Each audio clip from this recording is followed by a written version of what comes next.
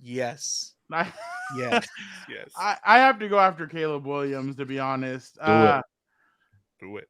There's been a lot of weird stuff that I've noticed this year from him.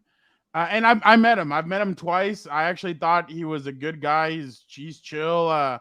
He actually wanted to talk to me at an event. His agent was the one that was kind of weirdo and was like, "Oh, who are you?" This he knows him. He doesn't know you. And I'm like, okay, whatever. So, but whatever. That's not the point. But I didn't think coming in he was a slam dunk number 1 overall pick the way everybody else thinks. Everybody says he's the next Patrick Mahomes. He's this, he's that.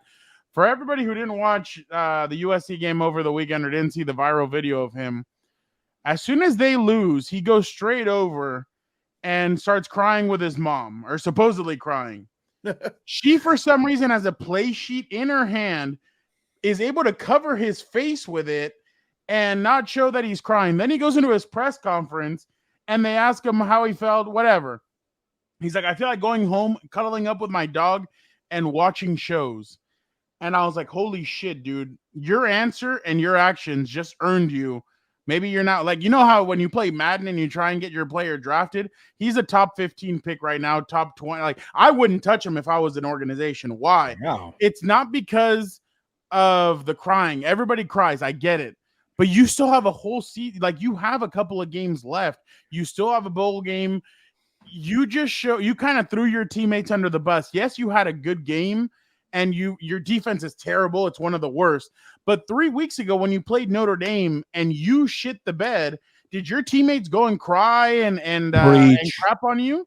No, they stood there and they took it. And then you're standing there at your press conference. Instead of sitting down with your teammates and talking, you're standing there. You're kind of like, there were like 8 guys there, but was that like an intentional thing? Hey, you guys never complain about not talking. Here's 8 guys at one time. Like, I think that kind of was what it was, because the week before they hadn't. But then again, against who did they play the week before? They played Utah. Against Utah, he didn't want to shake anybody's hand. Yep. He paints F whoever the hell they're playing. Like, that is just little things that show me that I don't think he's ready. In the NFL, dude, if you go to the Giants, that media is gonna beat the crap out of you left and right every single week. If you go to the Jets, they're gonna beat the crap out of you every single week. Are you gonna be able to take that? I don't know, but I think the kid has some talent. I'm not gonna call him soft for what he did, but I just think he's done some stuff that is very questionable, and I would not touch him if I was an organization, just because I think there's way too much stuff, and I just don't like the demeanor that he's shown the last 3 weeks. And I've never liked the whole painting of the fingernails saying F whoever you're playing, because that just gives them already an automatic like, oh, this dude's saying F us. No, we're gonna F you up. And 2, you know what? I should have put Lincoln Riley as well. Lincoln Riley, you're just pulling the same crap that you were pulling at Oklahoma. This is in Oklahoma, dude. Like, you don't go and your defense is trash. You wanted to keep the Grinch. You decided to finally let him go, and that's because they forced you to get him out of there. But Lincoln Riley's just, I think, a joke of a he's not this innovative mind that everybody thinks that he is. I don't buy it either. I don't think he's as good as what everybody thinks he is. So I'm crapping on the quarterback. I'm crapping on the coach. And then USC, I'm going to crap on you. You gave this guy everything you wanted, a private jet to use whenever he wants. You gave him a crap ton of money. You gave him a house. Like, you literally mortgaged your future for a dude that couldn't even freaking lace up Pete Carroll's sneakers or put on his gloves so he could go out there and throw. But this is just a joke. I think all 3 of them are a joke. I wouldn't touch Caleb Williams, to be honest. And I saw all these, I was going to call them Swifties, softies, whatever you want to call them on social media, not Swifties. Just, I saw people on there. Oh my God, I totally feel what Caleb is talking about. Who cares? This is the problem when regular football fans have, is that there's too much crap, and that's why they want you out of their game, because no crap on the kid, especially because he deserved it. His demeanor is just terrible, but whatever. That's all I wanted to say. I couldn't believe how everybody was trying to defend. And then I saw somebody tweet out, in an overly, this doesn't have to be an overly masculine sport.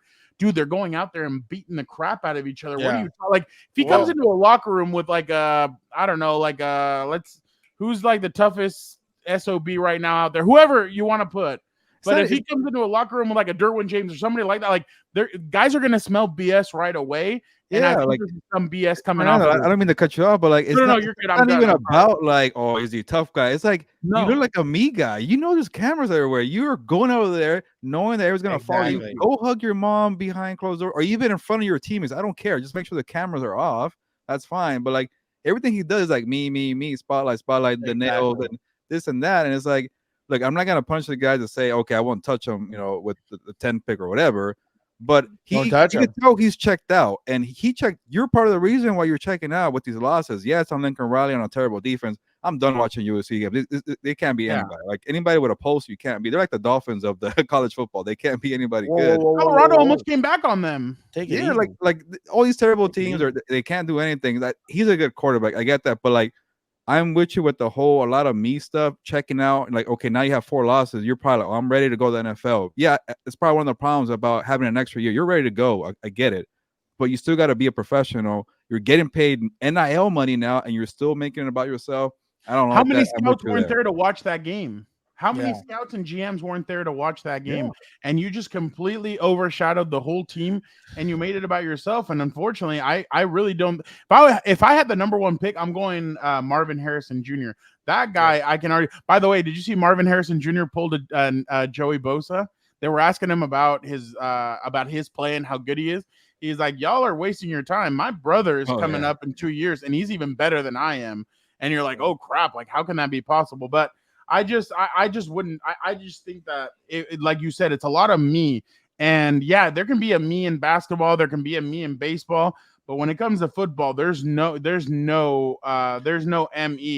in football, to be honest. And to your point, you know who he gives me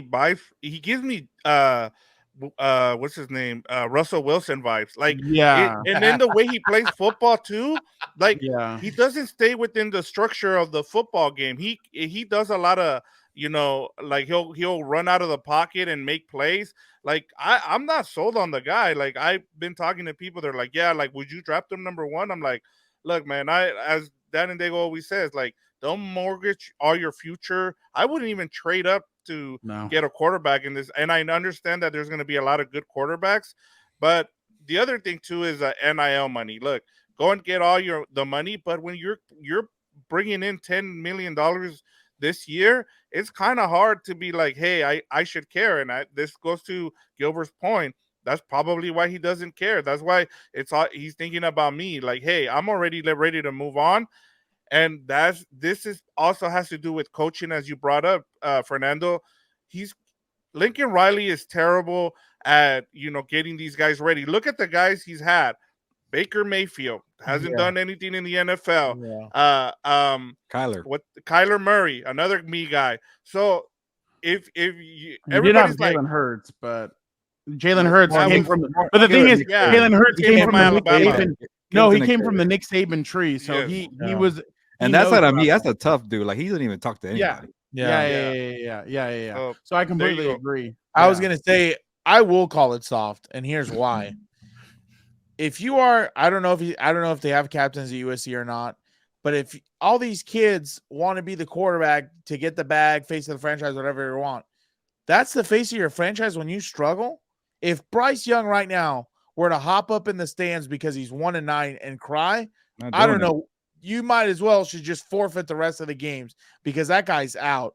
And in my mind, football is one of those sports where I'm a huge believer of this, and Fernando can attest because he's on the sideline. I never panic. We're up by 20. We're down by 20, up by 1, down by 1. My demeanor is the same at all times. I'm going to coach the hell out of these kids, and they understand that. So when they start giving me demeanors that read like that they're checked out, I'm quick to pull them out because I let them know, like, I don't give a rat's ass. Obviously, I want to win, but I don't give a rat's ass what the score is. If I feel like you're not with me, you're not in this trench, and we're not going to fight to get out of here, it's not going to happen, dude. I'm going to pull you out because you can't be trusted. And at that point, you're not only a detriment to the team, but you're, you know, saying screw you to your teammates because you're in a pity party while everyone else is trying to, you know, bust their ass or whatever to get out of it. Like that's my biggest thing.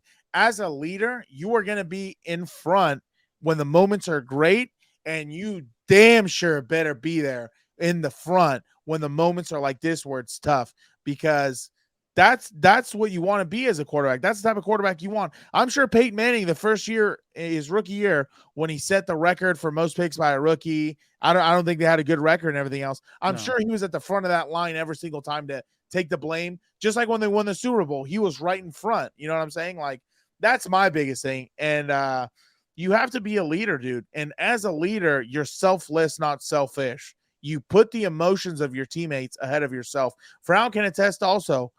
When we lose, I'm always thinking about the players. And I'm like, how can I get them to, I don't want to say check out. Obviously not check out, but how can I lift up their spirits a little bit as we're going to Saturday film and everything else, And I think that's the most important thing as a leader. And it's like, if he's not doing this, like Frown said, I wouldn't touch him if I'm in the top 10. I'll see if anything else is available. And you guys already know how I feel about quarterbacks and stuff like that. And the other thing is, I don't know what the hell Lincoln Riley is doing. Like, I'm wondering how long it's going to be before the boosters really just get tired of this garbage. I think he's regretting leaving Oklahoma, to be honest, because you have security spotlight out here. You have security in Oklahoma. All you probably have to do is beat Texas and just beat. How Oklahoma many years State. wasn't Bob Stoops there? I mean, Bob Stoops was there for ever. 20 years or whatever it was. Yeah, that's what I'm saying. Like, that's what I'm saying. Like, and then they're trying to link him to NFL teams. I'm like, if an NFL team takes him, that's why I this think is he wants ridiculous. to leave. Yeah. Well, leave it to go where? He can't play defense in freaking college. Apparently, he doesn't recruit those kids. What the hell's going to happen when he gets to the NFL? We're going to have an Urban Meyer probably 2.0 where he says, oh, gee whiz, we play Alabama every week. What the hell am I supposed to do? Yeah. And that USC schedule next year going to the Big Ten, it's tough. Yeah. Like it's going to get worse for him.